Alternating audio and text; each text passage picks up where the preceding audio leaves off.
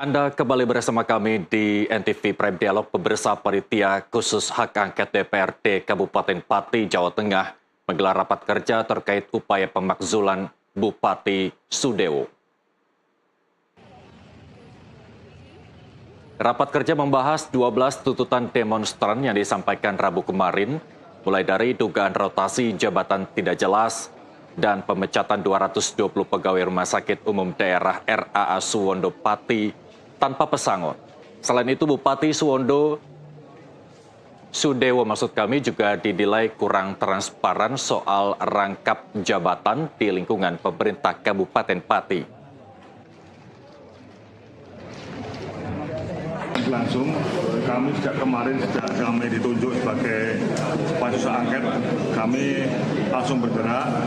Kemarin kita dari siang sampai sore kita rapat pertama ya untuk pansus angket, kita menentukan langkah-langkah, terus kemudian kita mengundang tim ahli, ya kita ada tim ahli akademisi sama tim ahli dari pemerintahan atau tata negara. Alhamdulillah ini yang sudah bisa hadir adalah tim dari akademisi, Mas Junaidi dari UNS ya. Jadi itu sudah kami lakukan, dan dari hari ini tadi kita sudah mulai mendetilkan. Kemarin kita sudah mendetilkan dari 22 tuntutan dari pendemo, kita rangkum, kita lihat ternyata menjadi 12 titik yang akan kita.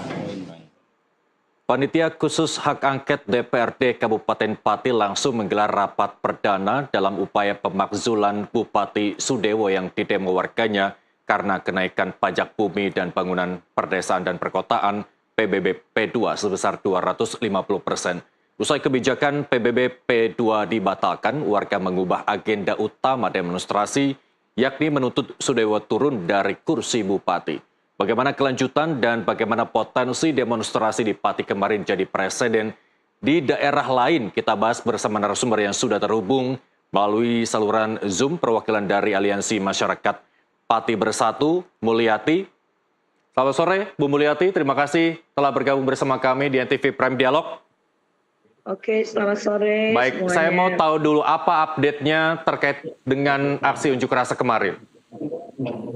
Update-nya berhubung bupatinya tidak mau mengundurkan diri, pada akhirnya kami ke gedung Dewan ya, ke DPR mengajukan, dan mereka mengadakan akhirnya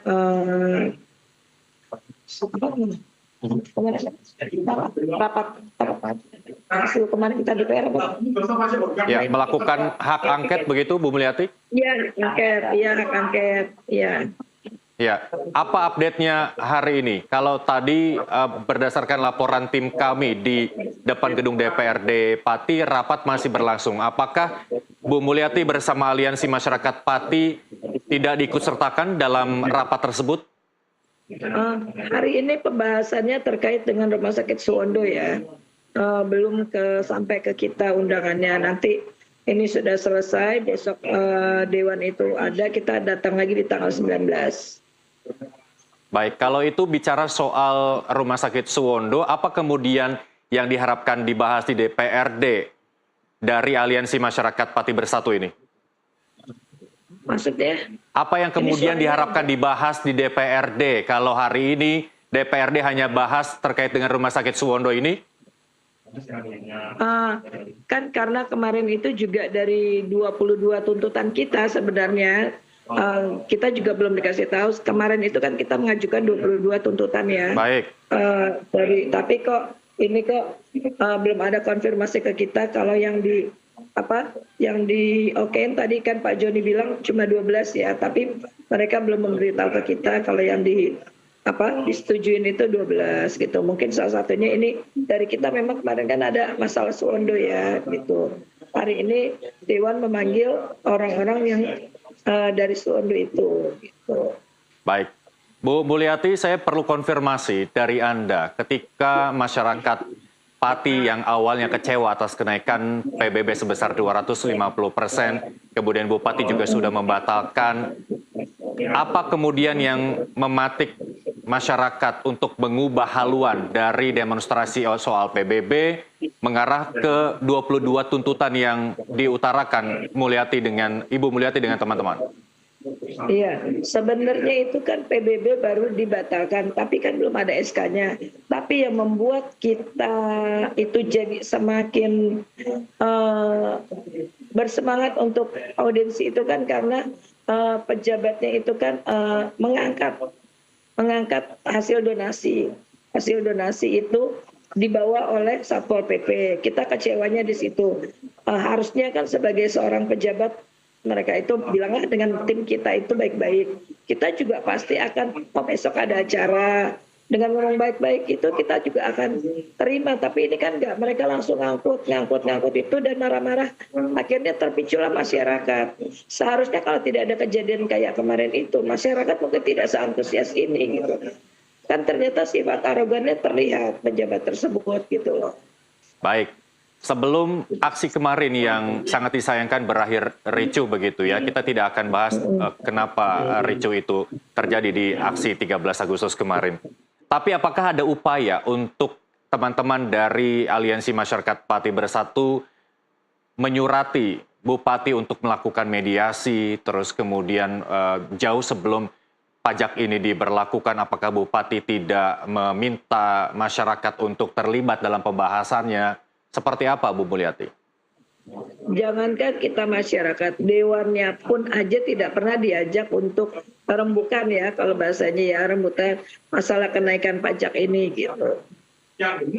Baik. Bu Mulyati, sejumlah daerah juga memberlakukan pajak bumi dan bangunan P2, tapi gelombangnya tidak sebesar di Pati. Terus apakah kemudian masyarakat Pati tidak berkaca kepada daerah lain yang hanya melakukan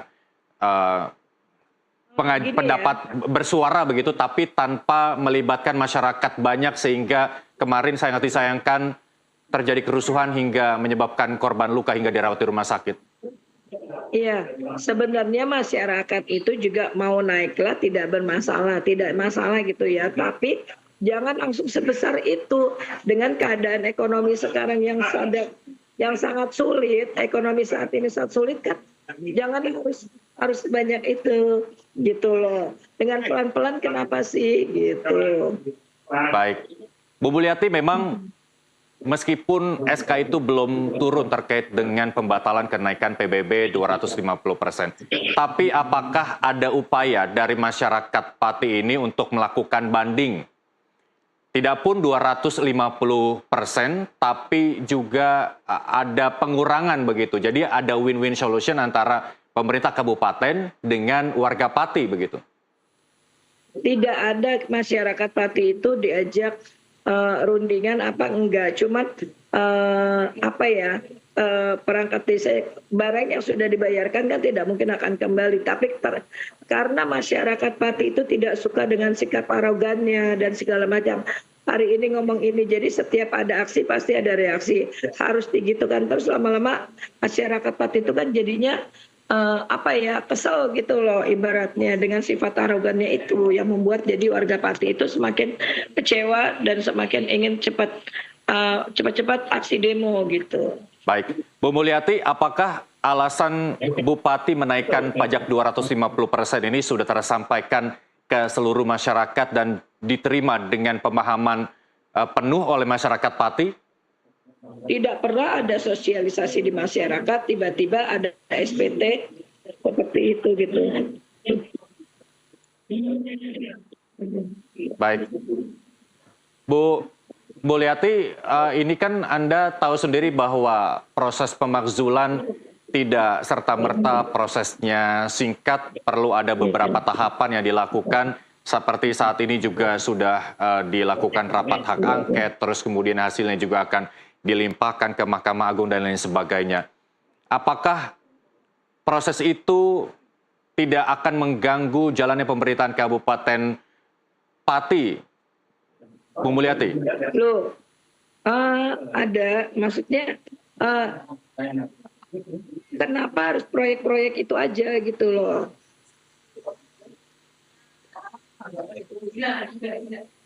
Baik. Bu Mulyati. Sebentar, Pak. Ya sebentar, kayaknya ujungnya Baik, hilang. sambil menunggu Bu Mulyati dapat mengaktifkan kameranya, saya mendengar suara Bu Mulyati saja sudah cukup.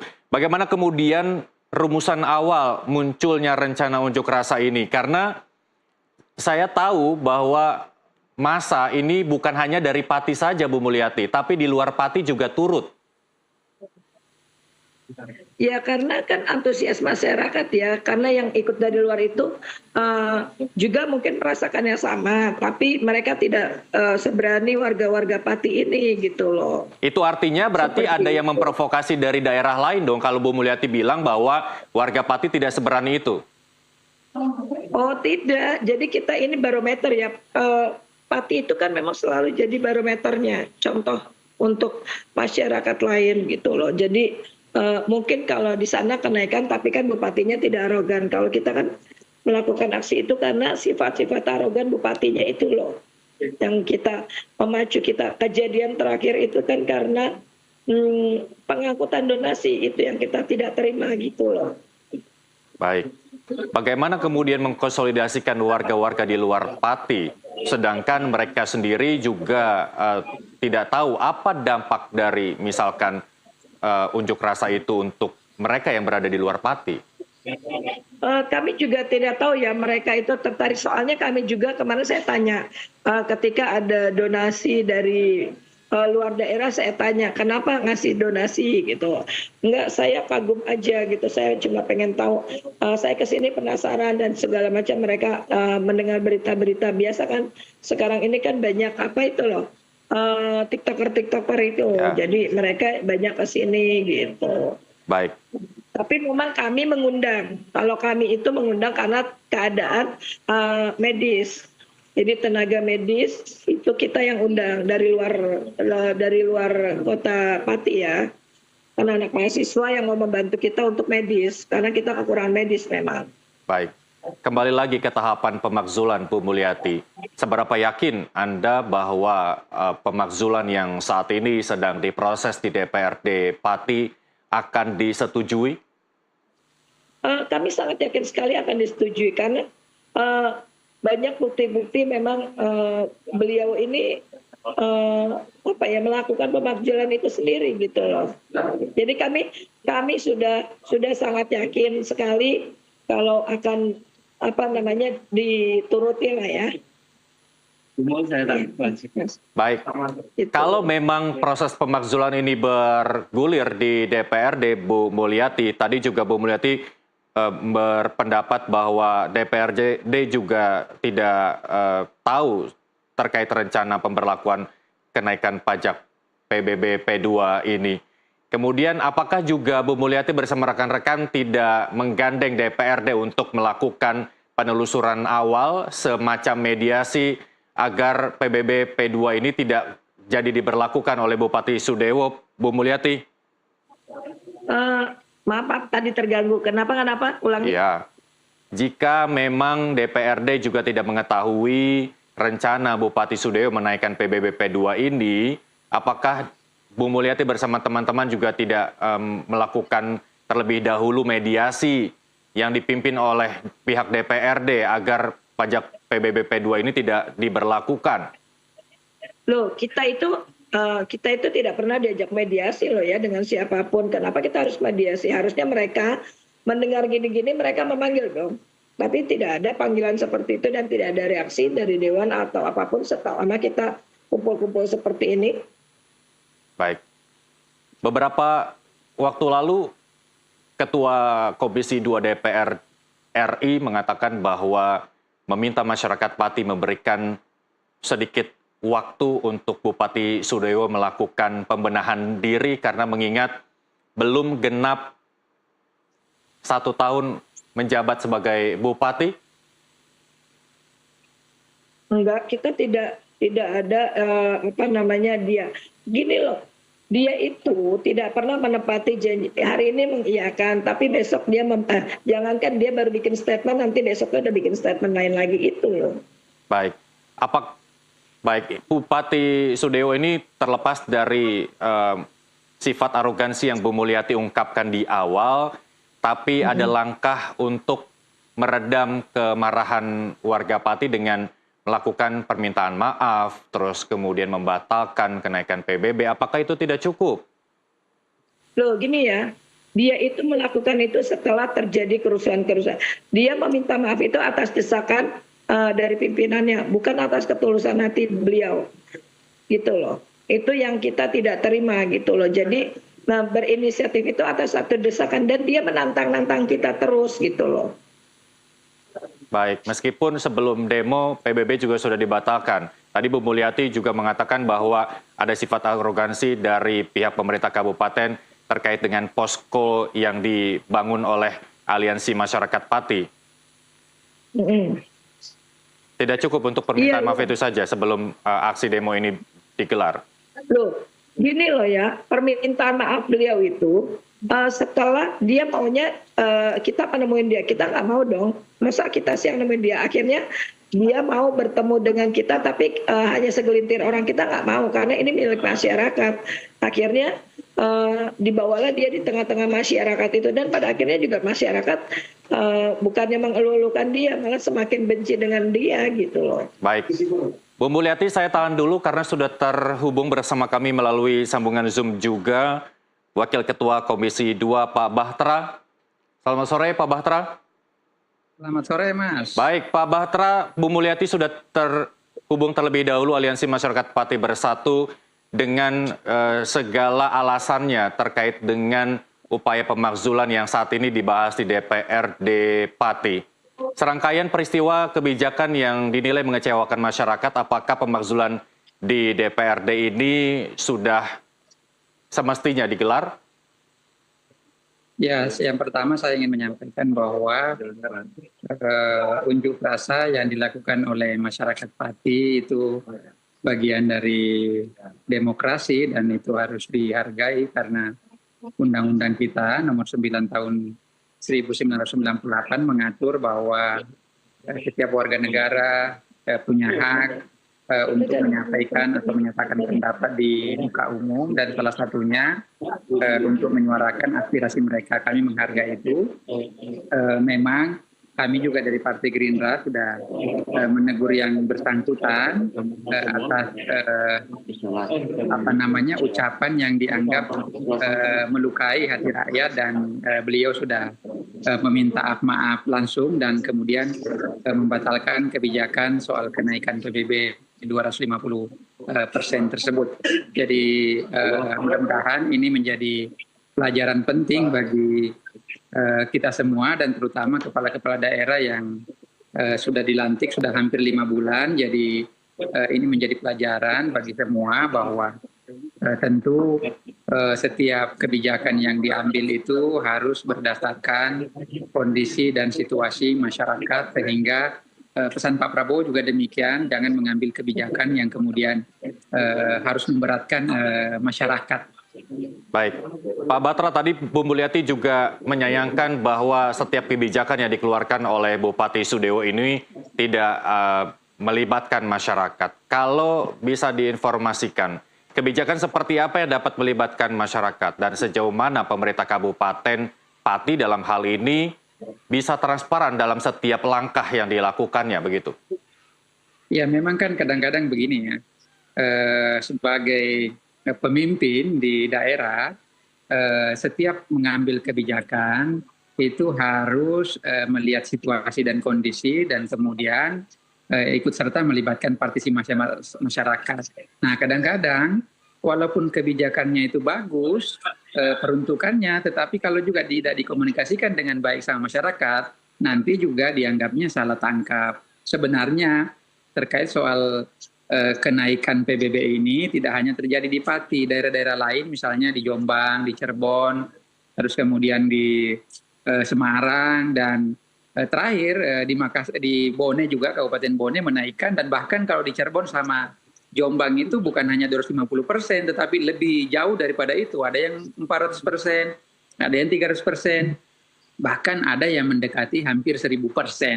Nah, tetapi kalau dikomunikasikan dengan baik dan melihat situasi masyarakat, seharusnya kan tidak terjadi kejadian yang seperti ini yang di Pati misalnya. Sebenarnya mungkin begini ya, terkait soal kenaikan PBB pajak ini, sebetulnya di suatu sisi juga ada mungkin dianggap memberatkan masyarakat. Tetapi kalau disampaikan dengan baik, terus kemudian sebelum diambil keputusannya disosialisasikan bahwa bisa jadi tujuan menaikkan ini kan begini.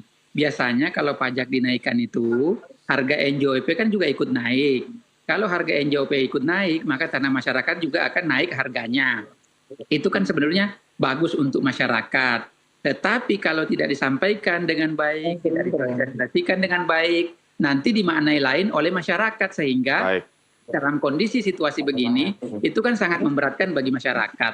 Nah, inilah pelajaran-pelajaran penting ke depan yang mesti diperbaiki, dan kami dari Partai Gerindra sudah menegur yang bersangkutan dan beliau sudah meminta maaf ke publik, terus kemudian membatalkan kebijakan yang dianggap tidak pro terhadap masyarakat. Ya, baik. Pak Batra, tadi juga Pak Batra sudah memberikan contoh di daerah lain seperti Cirebon. Saya juga punya data Semarang, Jombang, Bone, dan lain sebagainya yang melakukan demonstrasi tidak sebesar dari Pati. Ini dikhawatirkan jadi presiden daerah-daerah lain untuk melakukan demonstrasi yang terlebih berujung pada aksi ricuh begitu, Pak Batra.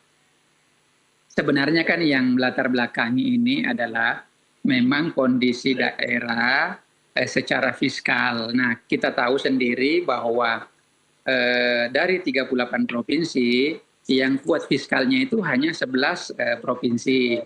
Sisanya ada beberapa yang sedang, tetapi yang lain lemah semua. Nah, total kabupaten juga sama. Hampir 415 kabupaten itu fiskalnya sangat lemah.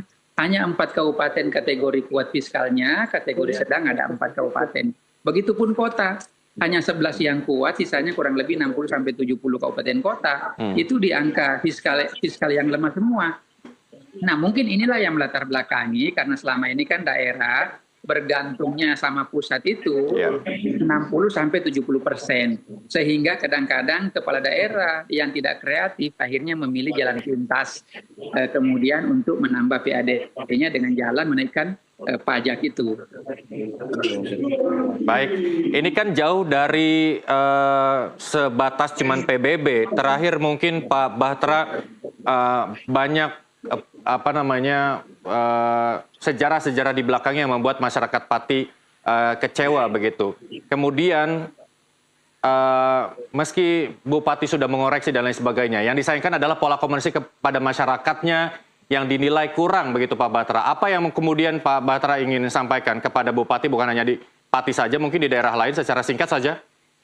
Ini menjadi contoh pelajaran penting bagi kita semua pemimpin, baik itu bupati atau kepala daerah di tingkat kabupaten maupun di tingkat provinsi, bahwa dalam hal mengambil kebijakan itu harus melibatkan partisipasi masyarakat. Sebagaimana pesan Pak Presiden Prabowo. Terus kemudian ini adalah contoh bahwa ya memang pemimpin jadi pemimpin itu harus berkomunikasi dengan baik dengan masyarakatnya, dengan rakyatnya, karena pada ujungnya kan kebijakan itu diambil dalam rangka bagaimana agar kepentingan publik, kepentingan masyarakat bisa didahulukan. Nah, maka dari itu tentu setiap kebijakan yang diambil harus bertujuan untuk kesejahteraan masyarakat. Baik, Pak Batra, sayang sekali waktu kita terbatas karena kita harus menyaksikan azan maghrib. Terima kasih Pak Batra telah bergabung bersama kami di NTV Prime.